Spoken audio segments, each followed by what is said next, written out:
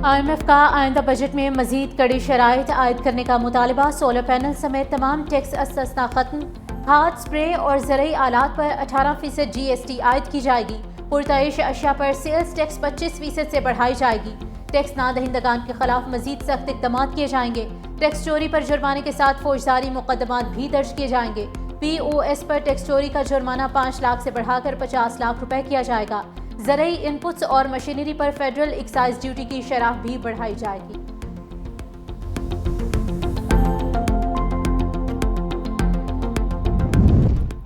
بھارتی وزیراعظم کے دھمکی آمیز بیان پر پاکستان کا شدید رد عمل، بھارت خطے میں امن و استحکام کو نقصان پہنچا رہا ہے، پاکستان کا بھارت پر بین الاقوامی اصولوں کی پاسداری کا مطالبہ، ترجمان دفتر خارجہ نے کہا، بھارتی وزیراعظم کی تقریر اشتعال انگیز اور غیر ذمہ دارانہ ہے، بھارت کا پانی کو ہتھیار بنانے کا بیان عالمی اصولوں کی کھلی خلاف ورزی ہے، بھارت عالمی عزائم سے پہلے اپنی ضمیر کا محاسبہ کرے، بھارت بیرون ملک قتل و غارت اور مداخلت میں ملوث ہے، غیر قانونی طور پر مقبوضہ علاقوں میں ریاستی جبر کر رہا ہے، بھارتی حکومت اقلیتوں پر مظالم اور نفرت انگیزی کو فروغ دے رہی ہے۔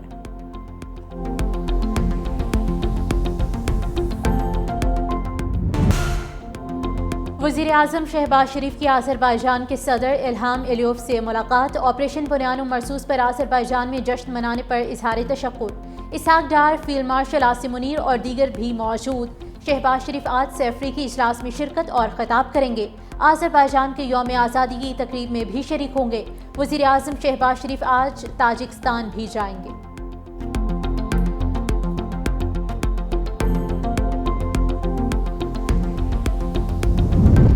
فیلڈ مارشل سید عاصم منیر کا آذربائیجان کا دورہ، وزیر دفاع سے ملاقات، باہمی دلچسپی، علاقائی سیکیورٹی امور پر تبادلہ خیال، دونوں ممالک کے درمیان دفاعی تعاون کے فروغ پر بات چیت، پاک آذربائیجان عسکری قیادت کا باہمی دلچسپی کے امور پر بھی تبادلہ خیال، فیلڈ مارشل نے دو طرفہ مضبوط تعلقات کو سراہا، فیلڈ مارشل عاصم منیر کا پاک آذربائیجان دفاعی تعلقات کو مزید مضبوط کرنے کے عزم کا اعادہ۔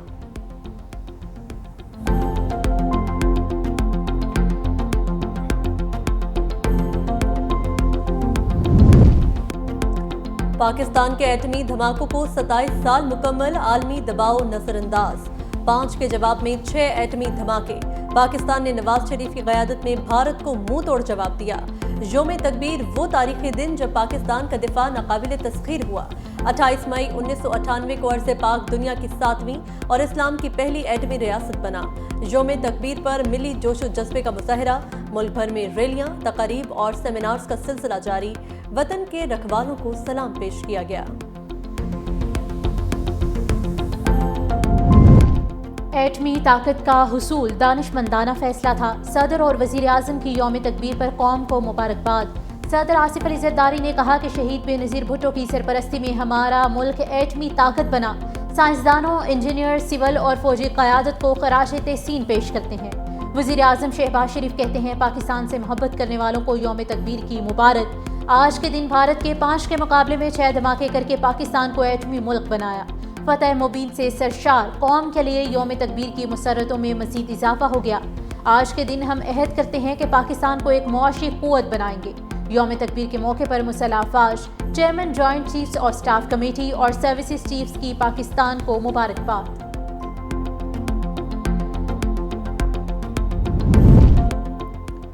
Chairman Peoples Party Bilawal Bhutto کا ملک کے دفاع کو ناقابل تسخیر بنانے والوں کو خراج تحسین، پیغام میں کہا ذوالفقار علی بھٹو نے عالمی دباؤ کے باوجود ایٹمی پروگرام کی بنیاد رکھی، یوم تکبیر فخر اور غیر متزلزل قومی عزم کا دن ہے، قوم متحد ہو، قیادت دور اندیش ہو تو کوئی چیلنج ناقابل عبور نہیں، ہمارا ایٹمی دفاع شہداء کی قربانیوں کا ثمر ہے۔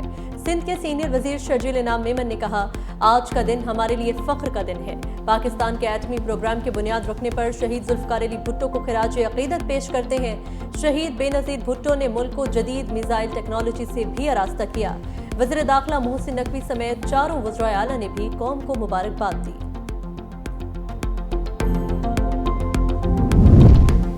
بھارت کی حکومت ہندوتوا کے دہشت گردانہ فلسفے پر عمل پیرا ہے، خطے میں غیر ضروری طور پر طبلِ جنگ بجانا کسی طور ذمہ دارانہ عمل نہیں، امریکہ میں پاکستان کے سفیر رضوان سعید شیخ نے مودی سرکار کو خبردار کر دیا، بھارتی اشتعال پسندی کا مقصد انتخابی خساروں اور انتظامی خامیوں کی پردہ پوشی ہے، مسئلہ کشمیر جنوبی ایشیا کے پسماندہ عوام کی ترقی کی راہ میں سب سے بڑی رکاوٹ ہے۔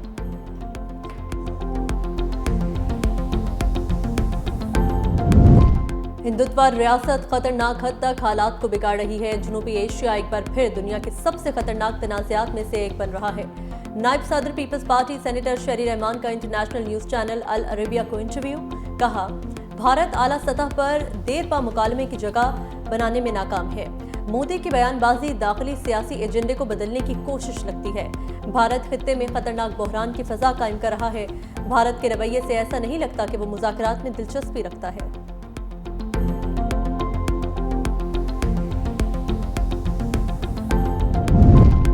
وزیر داخلہ محسن نقوی کی ایرانی ہم منصب سکندر مومنی سے ملاقات۔ پاکستان اور ایران کے زائرین کے لیے بارڈر 24 گھنٹے کھلا رکھنے کا فیصلہ۔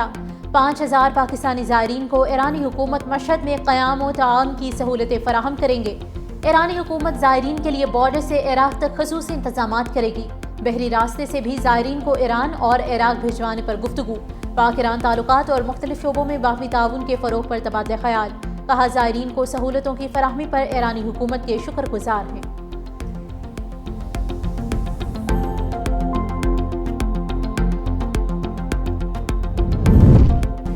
بھارت کی حکومت ہندوتوا کے دہشت گردانہ فلسفے پر عمل پیرا ہے۔ خطے میں غیر ضروری طور پر طبلِ جنگ بجانا کسی طور ذمہ دارانہ عمل نہیں۔ امریکہ میں پاکستان کے سفیر رضوان سعید شیخ نے مودی سرکار کو خبردار کر دیا۔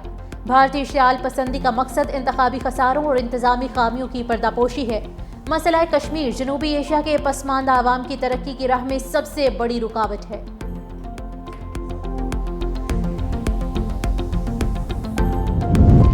ہندوتوا ریاست خطرناک حد تک حالات کو بگاڑ رہی ہے۔ جنوبی ایشیا ایک بار پھر دنیا کے سب سے خطرناک تنازعات میں سے ایک بن رہا ہے۔ نائب صدر پیپلز پارٹی سینیٹر شہری رحمان کا انٹرنیشنل نیوز چینل العربیہ کو انٹرویو۔ کہا، بھارت اعلیٰ سطح پر دیر پا مکالمے کی جگہ بنانے میں ناکام ہے۔ مودی کی بیان بازی داخلی سیاسی ایجنڈے کو بدلنے کی کوشش لگتی ہے۔ بھارت خطے میں خطرناک بحران کی فضا قائم کر رہا ہے۔ بھارت کے رویے سے ایسا نہیں لگتا کہ وہ مذاکرات میں دلچسپی رکھتا ہے۔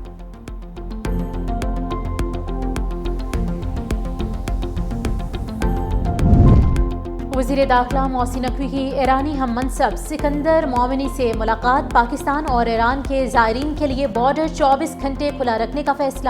5000 پاکستانی زائرین کو ایرانی حکومت مشہد میں قیام و تعاون کی سہولتیں فراہم کریں گے۔ ایرانی حکومت زائرین کے لیے بارڈر سے عراق تک خصوصی انتظامات کرے گی۔ بحری راستے سے بھی زائرین کو ایران اور عراق بھجوانے پر گفتگو۔